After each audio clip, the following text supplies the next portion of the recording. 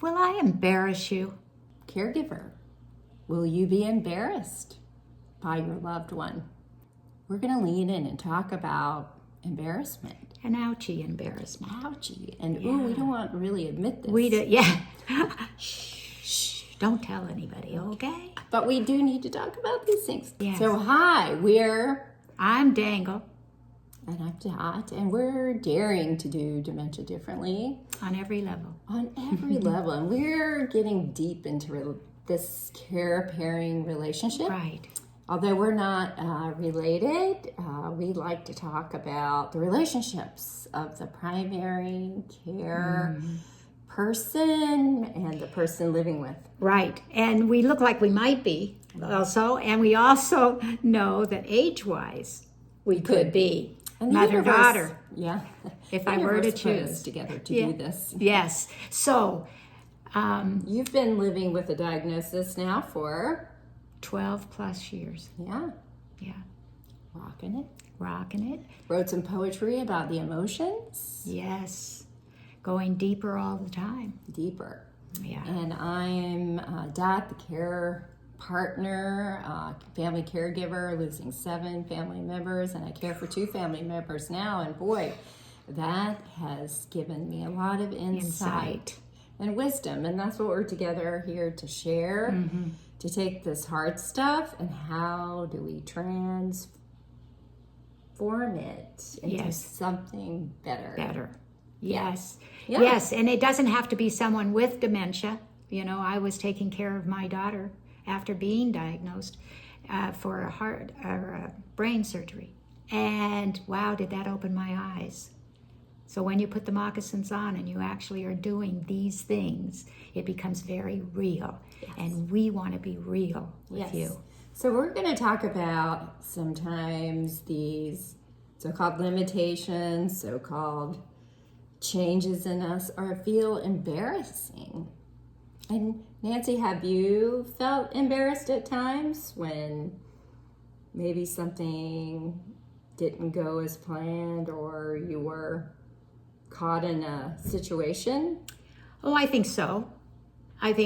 Or somebody said something or did something that, you know, one time someone referred to me early on as high functioning. I was really high function. Yeah, that was 12 years ago. And I remember it as like it was yesterday. And people still say that about you now. I'm the recipient of conversation behind Nancy's back sometimes.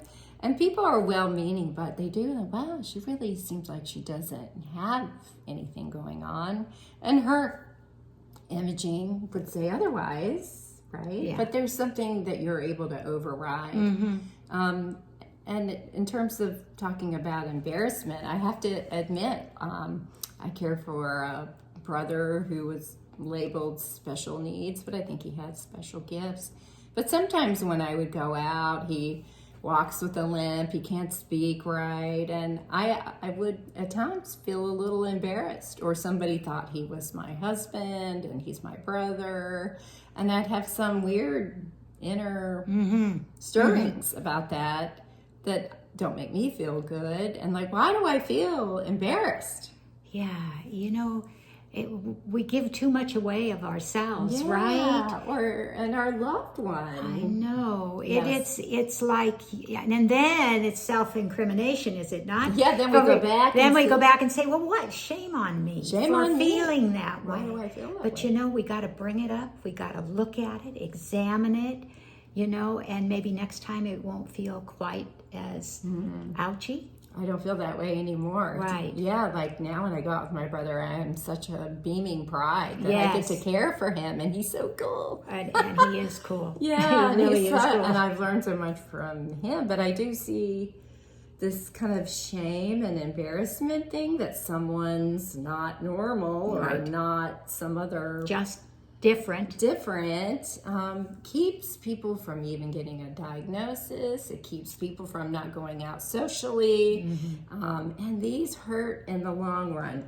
Right. They hurt everybody. They hurt you, the care partner. They hurt the person that actually has the feelings, because now they read that in you. Yes. And one of the things I can say really deep from my heart is that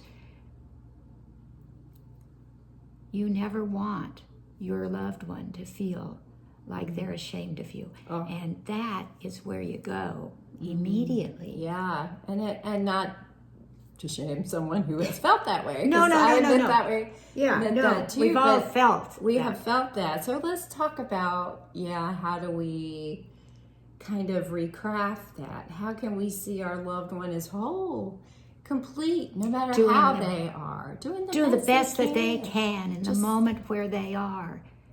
And how wonderful it is that they can get out. How wonderful I can go out and seem like there's nothing wrong with me.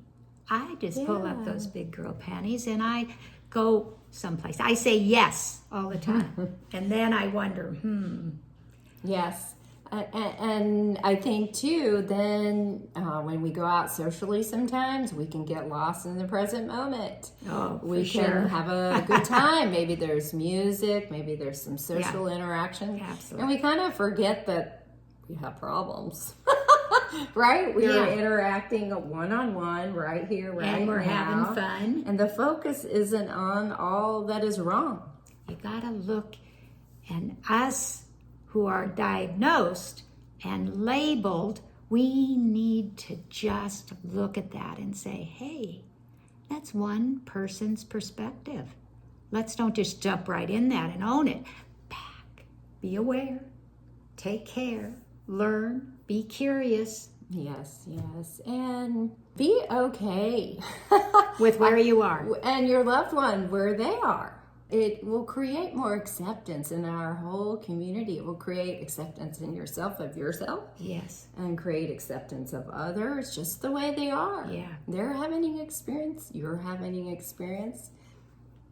Maybe we're doing God the best or we Source all has made us the way we are. Right. It is something that now that we've talked about it, it's open and for discussion, and it doesn't have to be an ouchy subject. It can say, you can, hey, you remember when we had that discussion on how I was embarrassed? I don't feel embarrassed anymore. No, I've worked through that. So it's okay to say I have felt embarrassed. It's been part of my caregiving experience. I understand that feeling. You have felt embarrassed at times, perhaps, way people Well, I question myself because I look at people's faces, right? Or and something. read them. And I'm pretty intuitive, Yes. I will say. And so then it stops me from being who I really am and puts me in this dementia, Alzheimer's bucket, if you will. And I'm not who I used to be. And that's okay. But is it when somebody else reflects that that they're embarrassed? Right. So we just have to work on it. Yeah. We've all done it. Yes, and so ways that you can work through these things. I think you used your poetry on these harsher, like ouchie cha-chings to your armor, you call it. Yeah. Come up, you've used your poetry, and you can find Nancy's poetry on our website. She's written 3 books of amazing poetry that really deep dive into the harsh emotions, especially at the beginning. Yeah. And then we also have our ebook, Dare to Do Dementia Differently, which really looks into this care-pairing relationship that the caregiver is going through a lot, person living with is going through a lot of change, and it all matters. And these harder emotions come up, these things that make us feel bad, and working through them.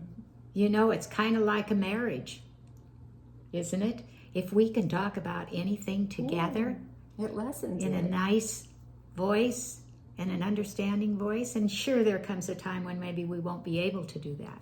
Right. But right now, we can. Yes, and so we're going to have to make a whole nother video when we can't talk, but we can communicate through our feelings. I feel like that's my takeaway from caregiving. My loved ones who can't always verbally express, they really do feel what I'm broadcasting, I'm embarrassed, I'm ashamed, Eye contact, touch. I'm irritated. Right, Yeah, right. right. And bringing more love and compassion forward.